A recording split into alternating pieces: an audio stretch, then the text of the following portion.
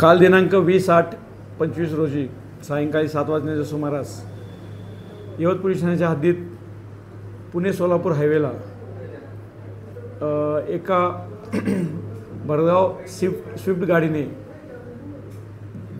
रस्ता ओलांडून समोरून सोलापूरकडून येणाऱ्या वाहनावर आदळली आणि तदनंतर त्या सोलापूरकडून येणाऱ्या गाडीच्या मागे असणाऱ्या गाडीची पण धडक त्या समोरच्या गाडीला धडक झाली आणि या धडकेत 2 इसम मयत आहेत आणि 5 जखमी आहेत।